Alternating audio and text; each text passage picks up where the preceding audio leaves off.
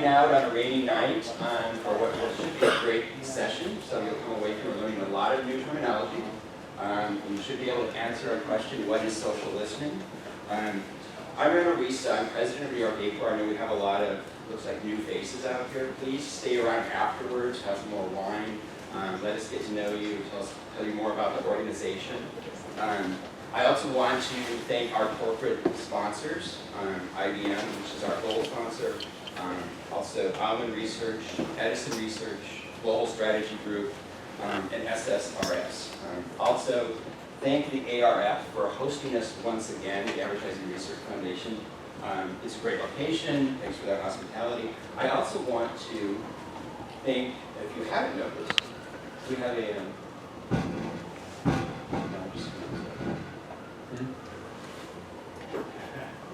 Oh, not moving.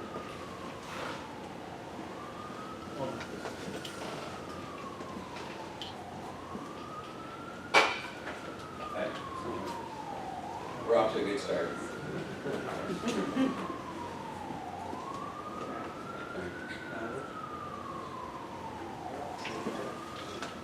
There we go.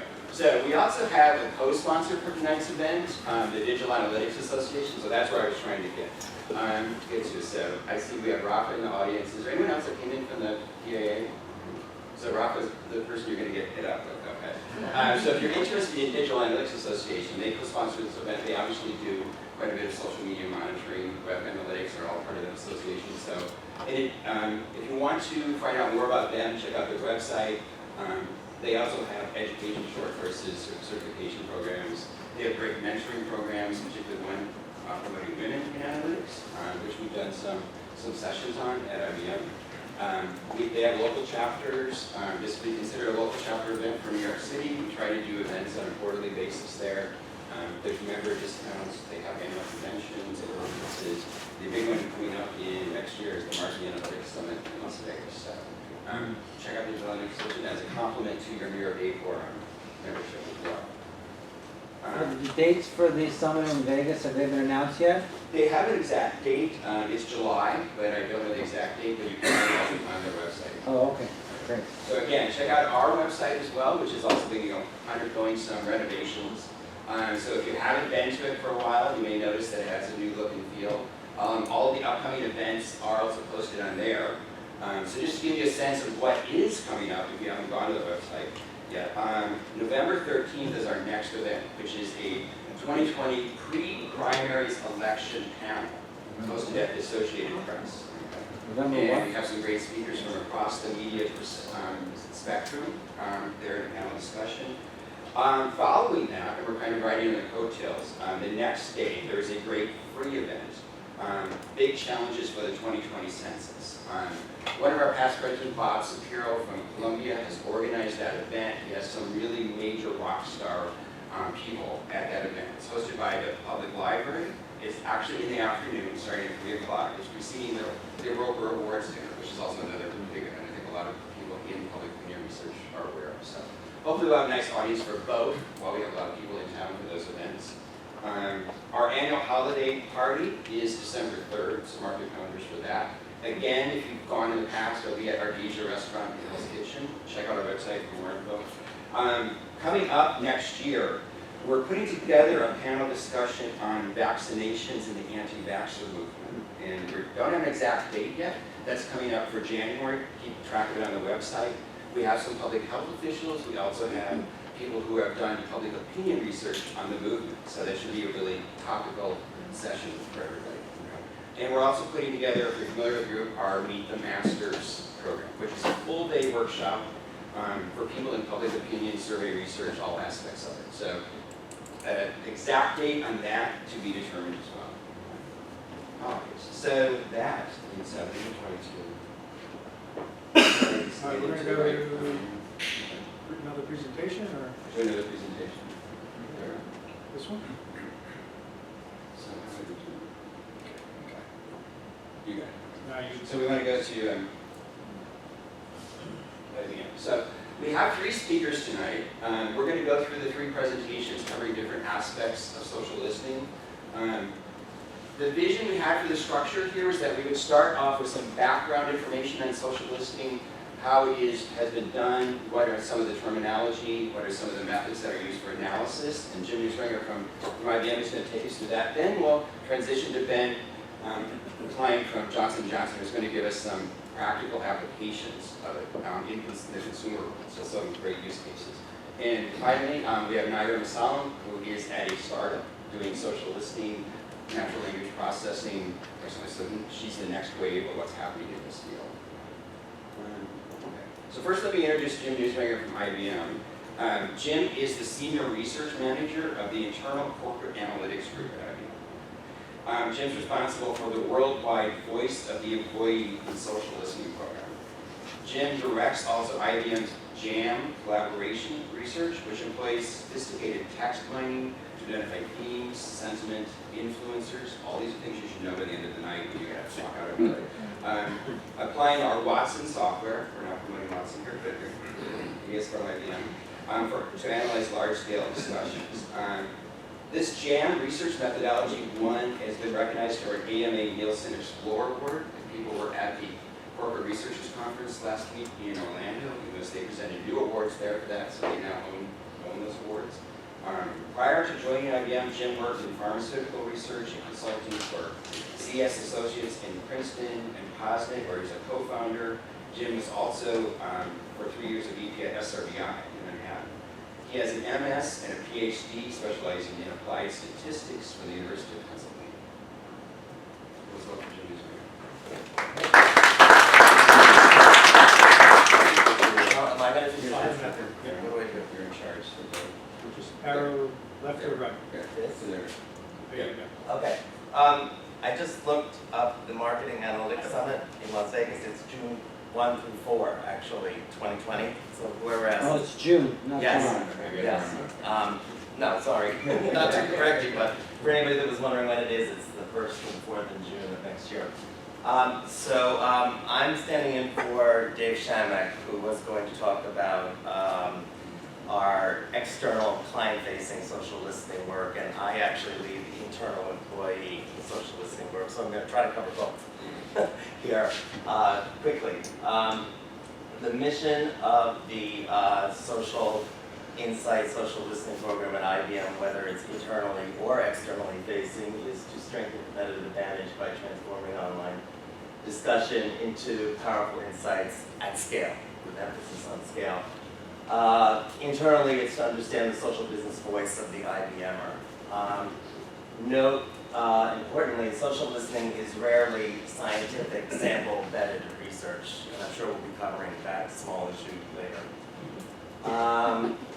We have been doing social analytics work since at least 2008. It may actually be longer, but it has really progressed in the organizational maturity curve from simple listening experiments to standardized frameworks to insight at scale to actual business enablement projects.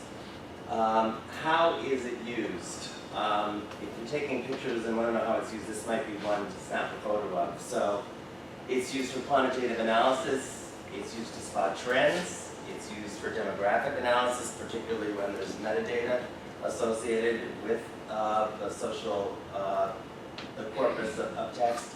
It's used to identify sources where themes of information is coming from. It's used to identify sentiment, positive, neutral, negative, or what we like to call concurrent, neutral, or debatable. It's used to identify keywords, oftentimes for advertising research. Co-occurrence identification, meaning what kinds of words and phrases are used around a particular concept. It's used to identify influencers, to know who's leading voice affects a field and what to necessarily do with them. Find communities, look for tweeters, retweets, mentions, hashtags, identify the reach of the message, and to identify engagement. So that's the quick way of identifying all the ways that social media is used. From an external client-facing position, the three major ways that IBM uses social media research is the brand social monitor, the offering social monitor, and the buyer role social monitor. The first one, brand social monitor, is to measure brand relevancy and image attributes. The off-brand monitor is to identify the attributes of IBM and competitor offerings, and the buyer role monitor is to identify the priority of buyers. Listening to buyers obviously reveals the drivers and challenges which can guide strategy, product development, and messaging. This is not necessarily, again, to get a random sample of opinion, but to identify issues that are of relevance to a group of people in the field. You will often see in social media research on a basic level clouds, word clouds, wordles, I think they're sometimes known as. This is a wordle from the study IBM conducted a while ago, reviewing 28 million social media posts from 57, to identify 57 next-gen technologies as a way of providing some horizon viewpoints to IBM. And technologies that have been developed from emerging market needs through social listening include everything from IoT, Internet of Things, to the API economy, robotics, drones, wearables, autonomous connected cars, VR, blockchain, quantum, 3D printing, biometrics, genomics, augmented reality, smarter electronic health records, cognitive computing, and cryptocurrency. All of them had roots initially, at least in our social listening, through our program of monitoring what's being said out on the internet or whatever the particular social media platform is. On the internal listening front, we have a number of different programs where we conduct internal social listening. I'm going to use the JAM program that Rand used when he introduced me, but really we use the same text analysis principles for any body of text, whether it comes in through a survey and open-ended responses, whether it's the transcript of a focus group, you name it, whatever the corpus of text is, whether or not it includes metadata, which in the case of Twitter, it does, metadata being things like who's the poster, how many people are following him or her, extra information that gives you some insight into the influence of a person is metadata. But the Innovation Gem is an offering at IBM that hosts large-scale online conversations. Companies, including IBM, conduct them in order to study a topic like what's our culture, what's our strategy, etc. Think of it as an online conference. We have a long history in this, beginning in 2001 with World Jam, running through Think Jam 2017, which was used to figure out how to organize our large-scale conference, which IBM sponsors for our clients and partners every year. The research methodology, and this varies somewhat depending on the project, but for those of you interested in tools that one might know, in addition to programming languages, which I think during the Q&A we'll get into the basis of what you might want to know in terms of programming languages, R and Python in particular, but the tools that we use, and again, this is IBM specific, there are other tools on the market that do these kinds of things, but the Watson Content Analytics, I realize there's analytics twice there, go figure. The Watson Content Analytics tool, or whatever it's named, this has gone through an evolution of naming, so the Watson Content Tool, whatever that may be named on a given day, IBM's SPSS Modeler tool, and Modeler with text analysis are some of our primary tools that we use for social listening. Yes, there are many others, so we'll put it out there that this is just the IBM specific way. Generally, when we're analyzing a large body of text, we use several different methods. And this is just a particular example from a jam of all the themes that were identified. We look across 3 different sources, actually 4 different sources, because we also read text, believe it or not. So when a reader, STAT program, SPSS, and Watson Content Analytics all agree, normally that's identified as a theme in online conversation. You could use one source, obviously we use at least 2, sometimes 3, and sometimes 4, if you include having an analyst actually read material to make sure that the technology is finding the correct insight. Co-occurrence mapping is a tool that many software packages offer. This allows you to identify what's being said around a central concept. In this particular example, the concept was process. The software runs and identifies what words or phrases are being used around conversations about process. The thicker the line drawn when something is associated, the more meaningful it is with process. I'll leave it at that. Sentiment analysis is also commonly reported in our social analytics work. We look at the key themes. These are just made up themes, but we look at the key themes in an event, and for each one of them we identify the positive, or what we call concurrent, the neutral, and the negative or debatable categories. Usually clients are particularly interested in looking at what's negative or debatable because it's often where the most interesting conversations are. This is just for those of you wondering how we present.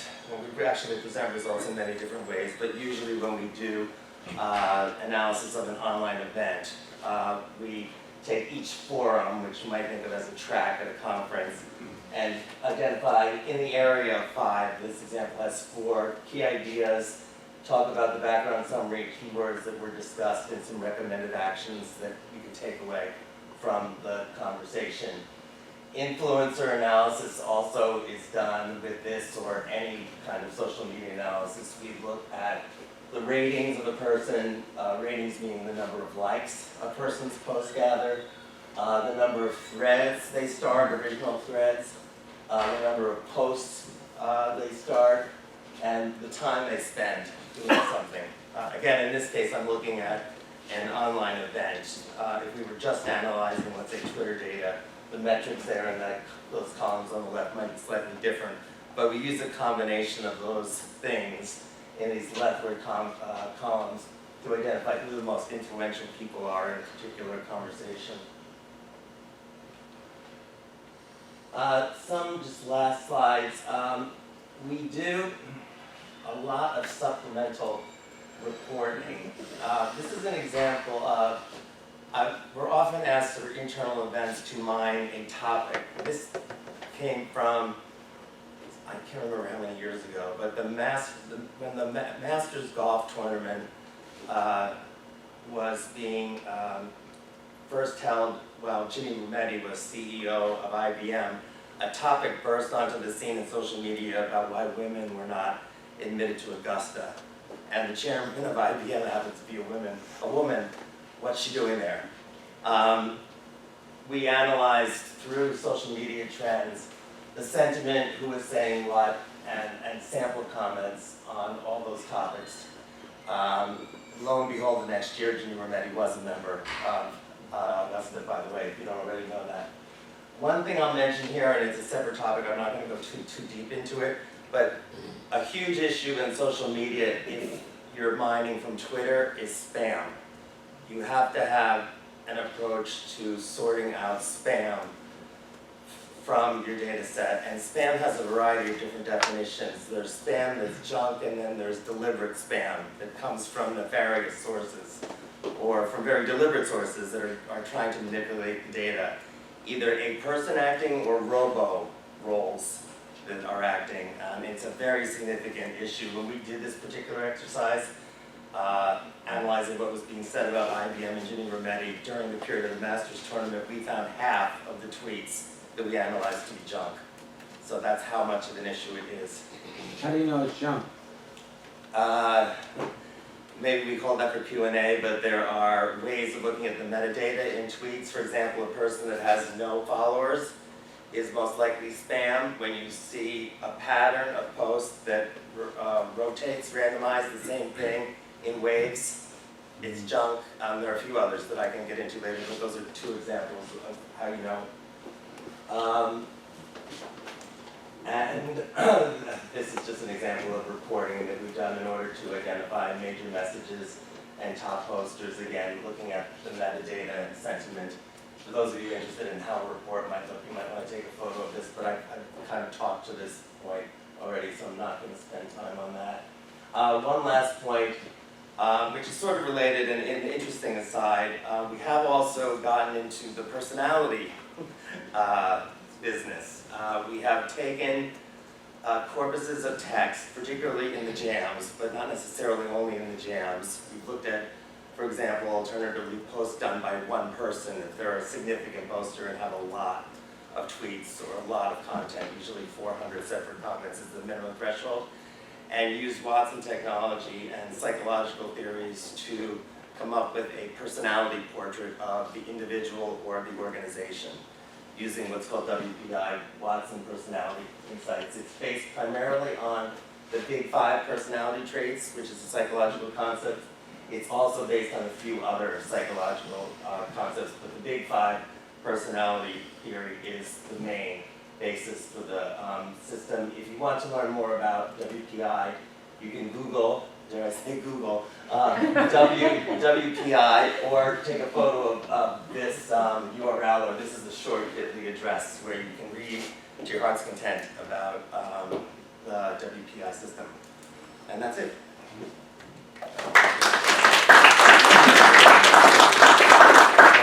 We have to switch presentations here, which is good.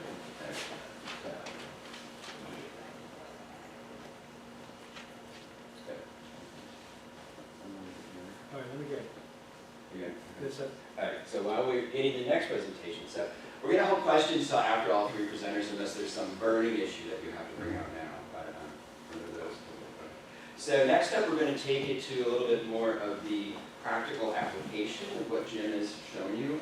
We have Ben Klein from Johnson & Johnson who's going to give us some use cases from Johnson & Johnson consumer products and consumer health that use social listening. A little bit about Ben. He's an undergraduate. He has an undergraduate degree in accounting from the University of Rhode Island. And prior to joining Johnson & Johnson in 2015, he started his career in Textron's Finance Leadership Development Program. He has been with Johnson & Johnson's consumer business intelligence team for 2 years, and he's leading its social listening across J&J Consumer Health since March of 2019. Ben recently finished his MBA from NYU Stern School of Business.